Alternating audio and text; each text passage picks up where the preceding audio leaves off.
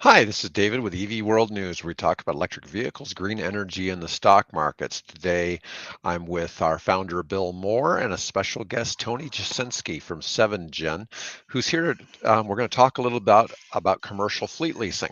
And my big interest in this is what's unique is Tony specializes in just all electric vehicle, large commercial type products, and there's some tie-ins both with that I'm interested in hearing about that have to do both with tax credits and with carbon credits. And it's really quite unique in that there's some things that I see in this. Tony, welcome to our show. Where are you located, Tony?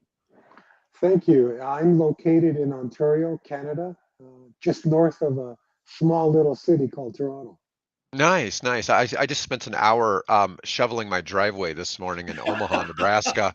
So, it was nice and cold, and we don't get very many snows here. So, yeah, you're lucky if you get to snow the driveway twice in a winter. I don't think I even shoveled it last year, So, Well, yeah, my yeah, drive is 600 feet. That's a bit of shoveling. no. Oh God, that is crazy. Do you have your own snow plow? Yeah, Do you have I a plow? do. Yeah, I was gonna say that to have a plow on the front of your truck or something. Um, so tell me, how did you end up getting with a company that only does EVs for fleet leasing? How'd that come about? Well, I've spent all of my life in the last mile space. And as you know, the last mile is very important because it's the person that's going to be, that driver is going to be representing your company or product. And I think it's the most important part of any e-commerce in this world. And what I find very, very intriguing is the EV space because it's become so prominent and so much in our face, both Canada and the US.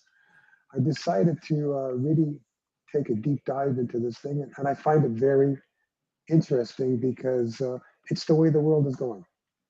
Absolutely. So how have you seen, do you get a lot of pushback when you're pushing just, you know, all electric in the last mile space? Well, I do because the problem with the electric is the distance. Obviously, that's a big major factor in having the stress of your unit running out of power. And then there's also the lack of public facilities. It's not like driving into a gas station and filling up.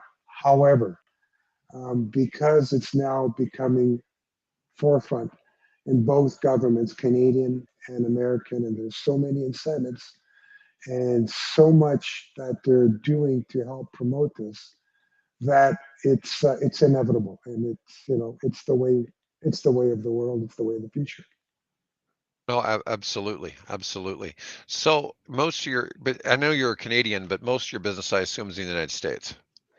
Yes, I focus heavily on the US. Our company originated in Canada and has a ton of accounts in Canada, but we also have broken into the US, and I'm mainly focusing on New York and California, which is the two high-profile states in the US. Right, because I'm assuming I don't, so I'm not as well versed in commercial vehicles, as I am with the tax credits on, you know, cars and stuff like that. Because we talk about tax credits on cars all the time on our show. But I know that there's some bigger tax credits, and I know they range anywhere from like $7,500 all the way up to what, 40,000 for federal? Oh yeah, there's tax credits, and then there's incentives, which further reduce the acquisition costs, and then there are the carbon credits. So there's different types of programs, and they vary by state and they vary by country too. Nice, nice. So like this, like if you're buying a delivery truck of some sort in California, are you going to get state tax credits, or what does California do as an So example? there are incentives that you can get rebates on the vehicles. For example, if I'm going to go buy a brake shop, and I say that because that's a pretty popular vehicle, and I think it has great mileage. And it's also a GM product, which means you have service, and that's another thing that's important. There's a lot of companies out there, a lot of OEMs The problem that a lot of them have is the service and the maintenance because they're not generally national. They have to find alternative suppliers. But getting back to the tax piece, that is very important. Without those incentives, without those credits, it would be a difficult pill to swallow. I don't see people jumping on it that aggressively. This really accelerates it. Now, in the heavier vehicle, the cost savings of electric versus gas isn't quite as great. I've noticed that even in like the Tesla trucks, for instance, the fuel savings are essentially about 25%. When we're talking about the Tesla trucks that deliver for Pepsi out in California, because you have that heavy battery combined with just how they're having to charge. You're correct. I mean, the fuel savings in retrospect is not that great, but then keep in mind that there's the maintenance. You don't have as much maintenance on these vehicles. You have the obviously the fact that they're very quiet, and the drivers that I speak with love it. They just love it. You know, if they have to spend 6, 8 hours in this truck, and it's you know how that motor sounds, and then these guys, it's just quiet, and that says a lot. Not to mention the fact that they're eco-friendly. Right, right. We had an interview a week ago with a company, Greenland, that makes electric front end loaders and stuff like and excavators. And one of their big things is that on some job sites there might be, say, 3 dozen large heavy equipment running all the time.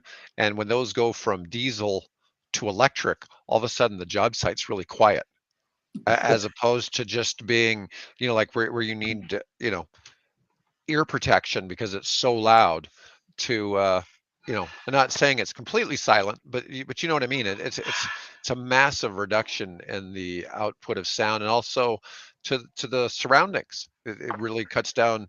Noise pollution isn't something we normally talk about in the EV space. Now maybe you do in the commercial side, but I've known when we're talking about cars, people generally aren't talking about noise pollution. We're talking about, carbon emissions, we're talking about air pollution, things like that. But, you know, EVs are quiet and they keep. Well, yes, they are, and in retrospect, when you mention construction sites, picture something that we can all relate to: school buses, and Right. picture the amount of school buses converging on every day in the morning and in the afternoon, spewing out that diesel exhaust, and all the young kids that are being subjected to that every day. This makes a huge difference because this Absolutely. we see, this affects our future generation, and it has an impact. And it's been proven that, you know, when you reduce the diesel, when you go to electric, there is a significant change. Yeah, let me jump in here. I just posted that the EPA has released 1 billion with a B $1 billion in funding for electrifying school buses, and various communities and states are starting to make application to acquire this. Do those typically are those bought by a leasing company and then leased on a hourly or whatever it is contract basis, or do the school districts buy them? And does that impact your business in any way? Well, it does because we actually finance the vehicles, we finance the infrastructure, so it has a huge impact. And we deal with generally contractors. The school, authorities or the school departments would then contract carriers, and some are large carriers, some are small, but it's them that provide the vehicles for these school associations. And we're the ones that work with these general contractors. What are there any efforts? Obviously, because I've seen there's beginning to be a serious push towards utilizing those buses when they're not making that morning and afternoon run to do some vehicle to grid integration. Are you doing anything along that line? 100%. Good point. Excellent point, because that vehicle to grid, or V2G as we shorten it, is really important because they take advantage, and it depends. Some states, some provinces have different rates for power, and they could absorb the power when it's at a lower rate, and they can put it back to the grid when it's a higher rate. When you have a depot that's got 50 to 100 buses, makes a huge difference. Not to mention that if there's any power failures, these buses can power schools or power emergency centers or stuff like that. So it does have a lot of value. I bet those buses have big batteries. We were talking like 200, 300 kilowatts Yeah, hours. they do. They do have big batteries, and when you talk about batteries, that technology is also improving and changing as we speak. Every year it improves. Yes. I mean, Yes. that's one of the things I sometimes Bill gets so on our evworld.com website, which is 26 years old. We get so many articles about this battery tech, this Sure. company's doing this with batteries and stuff. And sometimes it's really hard to shake out because one of your things you're going to get is just like the arguments with chargers. Like in cars, it looks like the Tesla NACS charger is going to be the dominant player in North America, Yes. and everybody else is going to have to eventually kind of gravitate to it, probably. Maybe not, but it really seems like a lot of your big car makers. But in the battery space, like we recently were talking about sodium ion batteries, and we talked about some other types of batteries other than just lithium ion and the dependence on lithium. And it's interesting kind of to see because we keep hearing, oh, Toyota's about to release an EV with 1,000-mile range, and Yeah. then on the other side we also hear Toyota's getting out of the EV business. you know so we keep seeing conflicting news and different things, and it's really hard to see where the market leads are going to be. In the electric school bus space, what have you seen? Which companies have the demand right now? Well, there's a handful of companies that are in the school bus space. And because, as Bill just mentioned, the 1B dollars that have been set aside, it's really ramping up right now. And I've noticed that some of the OEMs that were not normally in that business are starting to migrate to the school bus business because of such a huge demand and because of the huge incentives that are being placed right now. Oh, Yeah, really? so I was what, Bluebird, Yeah. New Bluebird Flyer. Thomas, Yeah, Bluebird Thomas, and did the Lion Proterra, Electric. yeah, did the Proterra collapse impact you or any of your customers? No, not really. I mean, there's enough out there that it had an impact, but it didn't affect our business. Okay. What besides the school buses, what type of vehicles are you leasing into what kinds of businesses typically? Well, anything from class one, which is your very light Right. van, to a class eight, which is of course your semis, Semis, your yeah. big box trucks, right? Of those.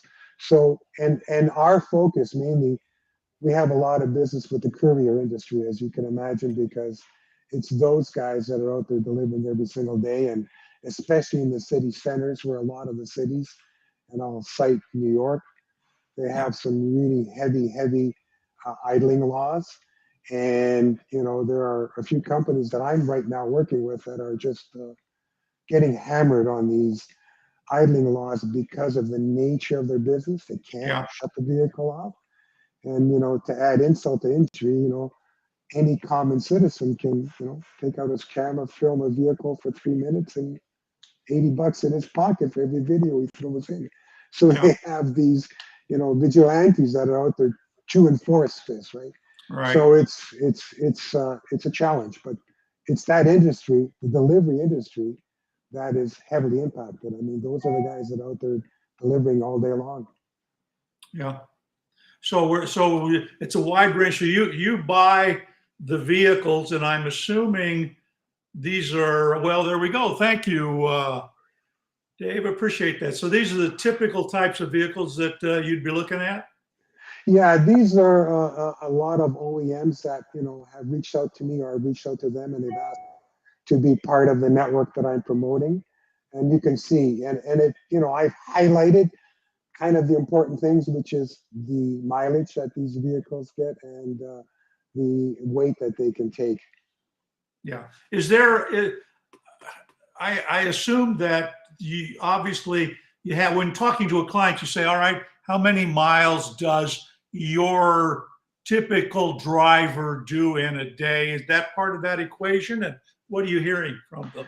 Yeah, we have a very quick form that we send out, what kind of mileage you're doing, what climate conditions are you in, what kind of weight are you looking to, bring into this vehicle, where is it parked, how many hours is it running, how many hours do you need to charge it, because that makes a big difference. You need a level 1 charger, level 2, level 3, and the higher up, the quicker it charges. Does your facility have the power to support that kind of network? So there's a lot involved in helping these people to make sure they get the right vehicle, the right charger for the amount of business that they're doing. And that's what we do, is we go through all of that intensive work and provide them with a final solution, one price that covers everything, the vehicle, the electric network. And what we're talking about earlier is the carbon credits. You need to track that. You need to be able to responsibly report it and sell it at the end of the month. That's what we do. We combine all the carbon credits of our clients, and they're like similar to stock market. Every single month, the price goes up and down, and we sell and divide it proportionately. Okay. Typically, who are the people buying the credits? That's kind of interesting. Well, it's a government agency that this is being dealt, and I guess there are companies that are required to have a reduction, and they're the ones that would be buying it to deal with their demand or what they're forced to do. Right. So if my company was going to lease, we were going to decommission a diesel truck, and let's say I have a yard. I just, I've got a transportation yard. I need to move trailers around the yard. Okay, we're not going over the road, because there's always a big thing. It's like, I know that a diesel powered tractor trailer can go 1,300 miles when it's fully gassed up. Okay, I'm aware of this, and none of the EVs can do more than 500 miles yet. Okay, but like I take this Peterbilt that you've got on your slide. It's got a 565 kilowatt hour battery, 155 mile per hour, 155 mile range. Okay, on that battery. That is a big battery. you figure the big battery in some of the Teslas, 100 kilowatt hour. This is almost 6 of those. Yeah. That's massive. But do you have any idea what? So I don't know what would a one of these Class 8s, what would one of these sell for? And that is, we're not talking about the leasing side, but I'm assuming these are something between $150,000-$200,000. Oh, a lot more than More? that. They could be in the 300,000, even 400,000 range. But then again, the government incentives, they could be as high as 150,000 as a government incentive. Plus, then on top of that, there is the other type of incentives that you can get in the carbon credits and the tax incentives. And again, it differs between states. And if you're talking about yard tractors, I think the next slide or 2 slides over, there's a specific slide that deals with yard tractors, the vehicles that never leave the yard, they're just doing a lot of shunting. You'll see that there are a lot of yard tractors available in the market that are designed specific. There you go, right there. There we go. So there's a lot of suppliers right now. And these, you look at hours, right? Because they're not traveling. Right. It's in the yard. So now you're looking at how many hours can I have this thing shunting out there? And how long does it take to boost it up again, right? That's important. When we were talking to the Greenland folks, that's how they were measuring their tractors, as being 8 to 9 hours, as opposed. And they had a 300 and wasn't it 380 kilowatt hour, or no, 280 kilowatt hours. Yeah.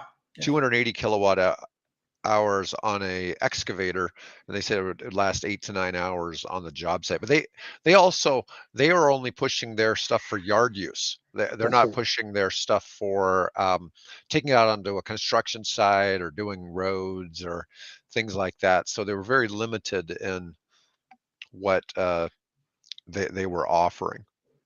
Oh, we Yeah. got some other That's things here very too. important, that I like this part, and it doesn't get a lot of publicity, but it's really important because in the city centers, direct, like downtown Manhattan, Hmm. LA, these little guys can do a lot of deliveries in a small, dense area.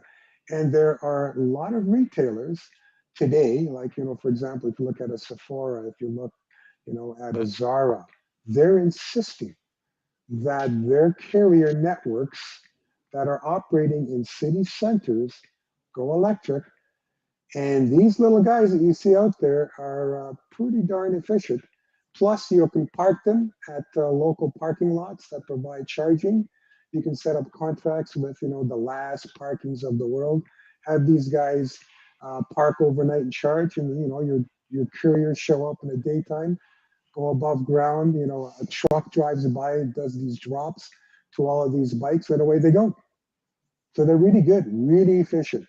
And some of them can take advantage of bike lanes, and some of them can take advantage of parking on the street where you couldn't park a vehicle, because there's also that restrictions that are happening Yeah, How that how are you familiar? I've always been curious about this.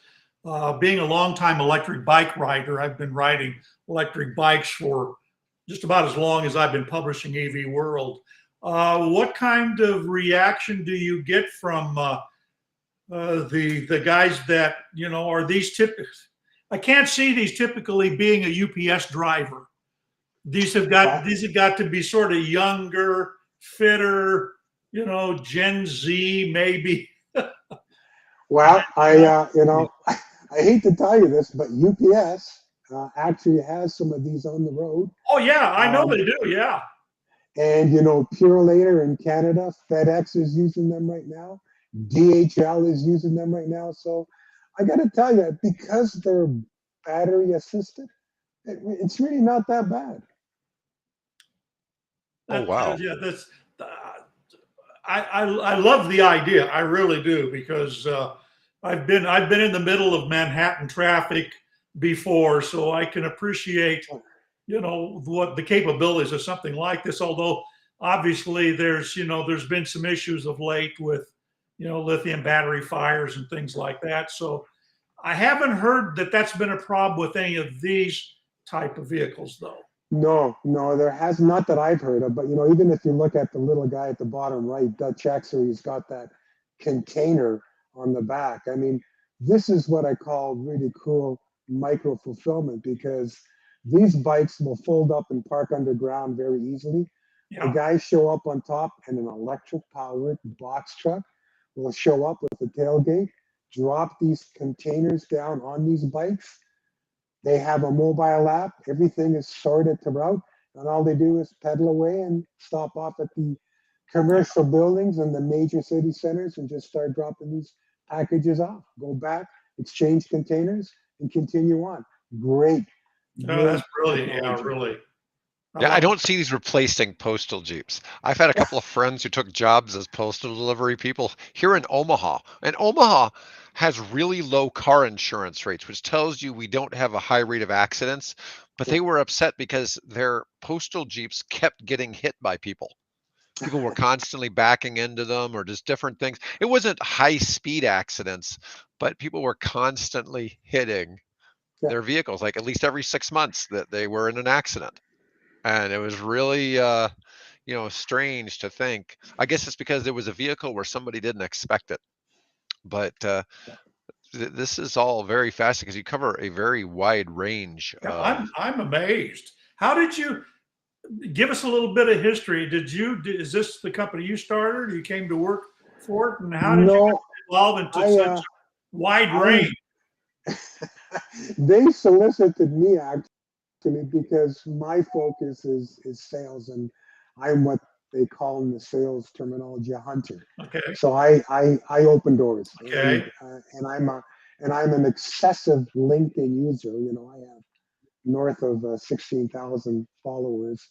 So you know I love the space.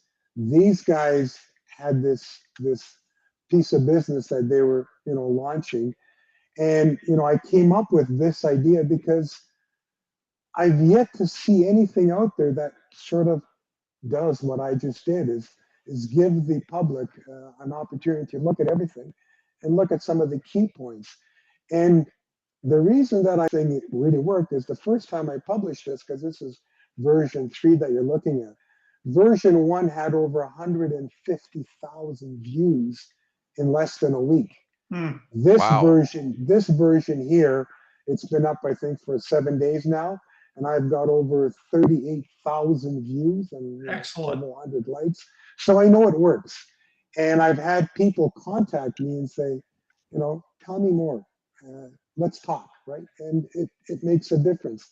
And one of the things that I did in this particular post on the first page, when I did my few sentences of discussion, I put the hashtags in there, and the hashtags represent everything that people will ask about EVs, and that helps. That's great. That's great. I'm curious, what kind of demand do you see for the low speed vehicles? Because you have quite a few. You have 6 on here for the low speed trucks. You've got a three-wheeler on there. See, the low speed have a great advantage for the university campuses. Hmm. They're obviously used there. The golf courses are a no-brainer, but that's been around forever. But also in the city centers, again, where you have weather conditions that are not conducive to an e-bike, but still you want to be e-friendly. So these low-speed vehicles work well because they're not going to go over 30 miles an hour in the city anyhow. Lucky Right. if they even reach that speed in the city. Yeah, well, the one company that was on there that I introduced you to, their whole plan is to mainly market those in Yeah. coastal cities that are resort communities. And so their primary purpose is using them in the coastal communities that don't ever exceed 35 miles per hour in the whole town, and so that's a little bit different. Now, I asked you this before you came on a little bit. And this is kind of odd. The carbon credits are a big thing to me because it's really interesting to see where this scenario goes. And what have you had any scenarios you could walk us through where somebody's gone through, they've gotten a vehicle, they've gotten the federal tax credit, they've gotten a state tax credit, and they've gotten a carbon credit? Yeah. So, we have one customer, and I keep promoting this. He has 10 box trucks, which would be your typical class 5, class 6. Mhm. They put on approximately 100 miles, 150 miles a day. He's running these 5 days a week. So think of it, 10 trucks, 5 days a week. And on a monthly basis, he gets a carbon credit check, or we reduce his payment by approximately $5,000 per month. That's not bad So for he has 10 10 vehicles. trucks. So he's getting about $500 a month per vehicle on these class 5s. Yeah, yeah, That's pretty amazing. yeah. Um, So it makes and sense. now you were mentioning like this Workhorse that's on here. That is that what you would call a bread truck that you mentioned earlier? Or no, you said a bright truck. Oh, Bright no, drop. I said Bright Drop. Bright Drop Yeah, would have bright been drop. the class 3 on the first page, I think. I Oh, had okay. Bright Drop there. Yeah, That's a that's GM that's the product. GM vehicle. Yeah. Okay. Okay. All right. But I would assume something like this Workhorse vehicle would be super common. Yes. It's your typical step van, boxy truck. Yeah, it's like a Mhm. Bright Drop. Nice, nice. Um, what's your opinion about Workhorse? They were one of those companies that, I think a lot of us thought they were going to get that big postal contract a year or so back, and then they didn't. And that went to Oshkosh Defense, I think. And I'm just curious, do you see much of the Workhorse product in the marketplace? I don't. And quite frankly, I'm a little concerned. I don't want to say anything negative because, No, no, no. I'm not trying to but, pitch. but I am Gonna, concerned. I am concerned about where they're going. Yeah. I talk about this a lot on the show. I think a lot of the EV business is quite fragile. And a lot of it, as you're saying, a lot of it does require, in order to electrify things, governments have to help stimulate things. And so the governments have to help with stimulating infrastructure. And this is always the way things have been. I mean, you have tax incentives for real estate, so people will keep building more apartments. You have tax incentives for a lot of different things, and this is how the government tries to push that it helps different types of social agendas and stuff like this. Now, um, then so it's interesting because it's like I like to see these companies succeed, and sometimes I'm just concerned. I also constantly look at a lot of their stocks. It seems like a lot of the EV companies have had horrific experiences in the stock market because of this thing called naked short selling. And it seems like almost every EV company exec I ever talked to or whatever, they've all been a victim of it. Yeah, And and you're right. And the most recent one, have you heard of Lightning Motors? yes, Yeah, so Lightning Motors was on my first deck, and then it has gone into receivership. And Lightning Motors was a significantly large company. They had a lot of vehicles out there. The class three, they had buses out there, and they're in receivership now. That's scary. you'd think this would be a pretty solid business because it's not like trucking is going away, Correct. you know.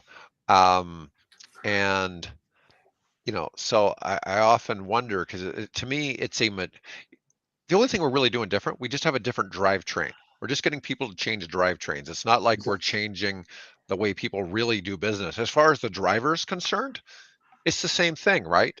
I mean, it's not like he's having to really learn, some new skill to drive one of these.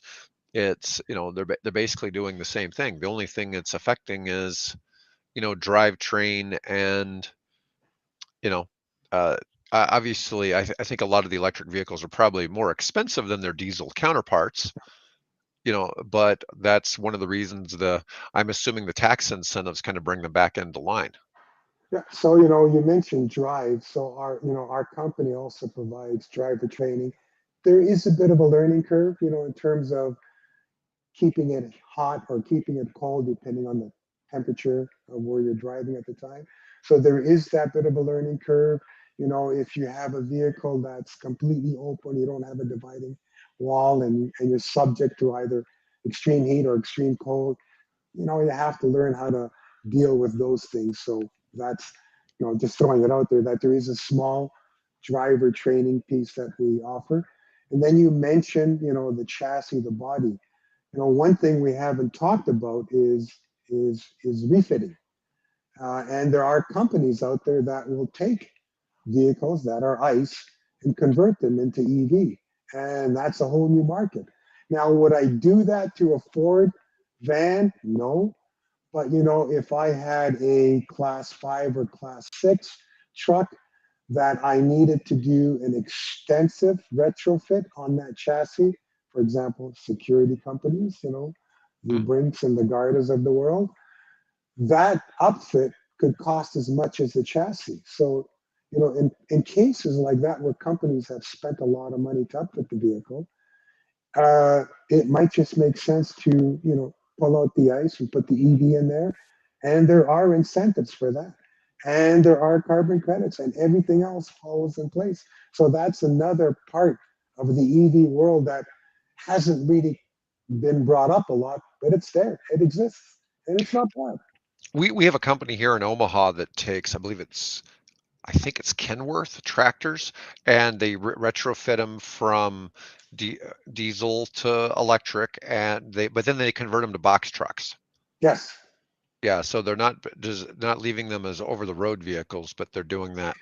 Um, and they're, not it's not a well-known company, that's for sure, but I know they're owned by Principal Solar, and which is an OTC stock, and but I don't know much about their operation. I just happen to know they're here local to us.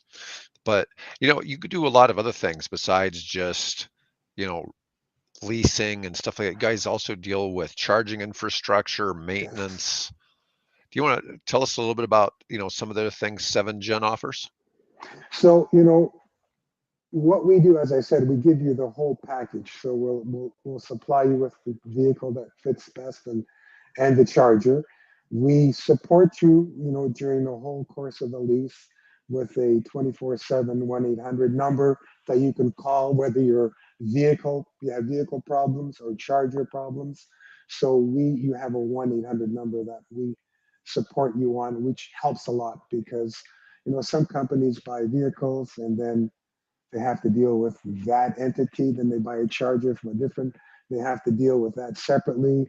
And and if you have different types of OEMs, then you have multiple people that you have to call. It's nice that we provide that all under one package, so you can have Ford, BrightDrop, Peterborough, Freightliner. Doesn't matter.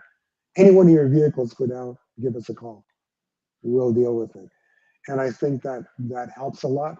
Plus, on top of that, the dashboards, what we do is we make sure that we give you one dashboard that covers everything instead of, okay, I got to open up the Ford dashboard. Now I got to open up the Bright dashboard. And now I got to open up the dashboard for the charger. And it becomes a bit of a mess. We provide that all under one. So you now have everything on one screen. You can see how your vehicles are performing, how your chargers are performing. We can tell you whether they're underperforming, whether you need to get more because they're being overutilized, how you might want to charge. Generally drivers will come in after their shift, plug in. Do you want to start to charge that vehicle now, or do you want to start charging it at 2 in the morning when the cost of power is down? And you only need 4 hours. You don't need it for 8 hours. So there's a lot of these little nuances that we support that really help, companies to get the best out of the EV world that is available.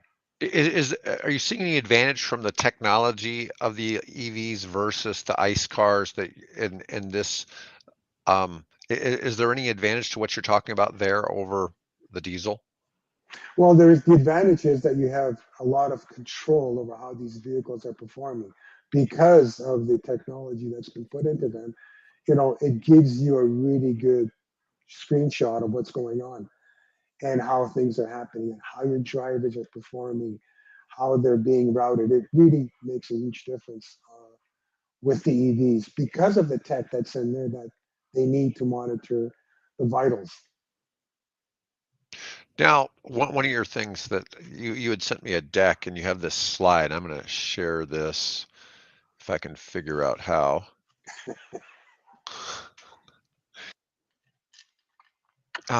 You have this decarbonization roadmap, and Yes. do you want to explain this where we would start? I guess it would be down here the evaluation of existing fleet and operations, right? Yeah. So as I said, what we do is we work with companies to determine what you need. What's the best solution for you? And once we decide what that solution is, how do you want to handle it? Do you want to pay it up front? Do you want to have it with a residual value at the end? Do you want to lease it? Do you want to own it outright at the end? So we work with you to determine what works best for you. Is this a capex? Is it an opex expense? We provide you with the best solution that your business needs you to do to make this thing work. So, this whole path, as I said, it has all these little tentacles that are part of the big picture. And what we do is bring all of these out to you, make you aware of them all, and then at the end come up with a combined solution. And even the site itself, where are you going to park these vehicles? Are you going to park them? Are the drivers going to take them home and park them? Do you need to park them at a location that is not your main station? Do you need to park them, 10, 15 miles away? We can also help you find suitable locations if your own home base is not what will work. We have one customer that does work for Amazon, and he has 10 vehicles that he parks roughly 2 miles away from the Amazon DC. His business office is 15 miles away, but he doesn't need the drivers to leave his business office, drive 15 miles to the Amazon distribution center, And at the end of the shift, drive 15 miles back. So we also support them by providing alternate locations. We work with companies that are willing to and have the power to lease space so that these drivers can park overnight during the daytime. They can make them open to the public and they can make revenue off of that. So you can see there's a lot of different nuances in this business. Oh, wow. Yeah, those are things people don't ever Yeah, really think about too much. exactly. Exactly. And 15 minutes, 20 minutes, 30 minutes times 10, 15 drivers, 5 days a week, it adds up. No, that's fascinating. Is there anything else that you'd like to share with us, Tony? No, I just, I'm really grateful and I appreciate that you reached out and that we're able to have this call and, whoever will be participating or having a look at this call will understand that the EV space, it's happening. You need to understand it's going to happen to you, whether it's today, tomorrow, a year, 5 years, it will happen. And I encourage people, you don't have to start with 10 vehicles, start with one. Get used to it, understand the process, and then look at, expanding as you see fit. And again, I really, really appreciate everything that you've done and allowed me to speak my mind. Maybe I spoke too much today, but No, I that's great. appreciate that. And I'm grateful for the time that you've given me. Really, really grateful. No, we appreciate you coming on. This is something that it's different content than what we normally talk about. And, I've been trying to explore other parts. I guess our Yeah. next stuff, we need to get somebody in here that does electric planes, and we need to get somebody in here that does electric boats. I can You know, arrange that. no, I know. It's just we specialize. Most of the time people thinking about cars, and I just got my first electric aircraft yesterday. oh, you Wow. got it. Little tiny drone about that big. Does it have a 1 kilowatt hour battery? No, it's got, I think, a 750 milliwatt. Oh, wow. So it's 3/4 of a kilowatt. Yeah. Oh, no, even smaller than that. Oh, is it? It's just a little tiny, it's a little tiny drone for playing Actually, around. it's funny that you mentioned that, Bill, because on my next deck, I'm going to have a section for drones and autonomous vehicles, the guys that you see on the road, not those little buggies that you can kick them over with your foot, Right. the serious type. So that's Well, going to be I read like some that, I can't Predators? remember the company, but one of the companies that's exploring autonomous over the road, class 8s, they're apparently going to pull their co-pilots off. They're going to go strictly autonomous here shortly. Now, So, that company is called Gatic, and they have a lot of trucks with the 5 tons running for, I think Walmart. And I Right. know that, and I know they've got some in Canada also running. The only problem is that they're still iced. And I'm trying to keep it to electric. Oh, Right? no, But I didn't know that. I thought they were running EVs too, but they're doing ICE. Okay. yes. All right, Dang well, it. guys, Tony, I really appreciate you coming on here. I'm going to go ahead and end the stream for today. If people have comments or questions, please put them in the chat, and please like this video so that it'll get shown to more people. And Yeah, tune into the that's all we got channel. for Push that today. subscribe button. Yeah, well, we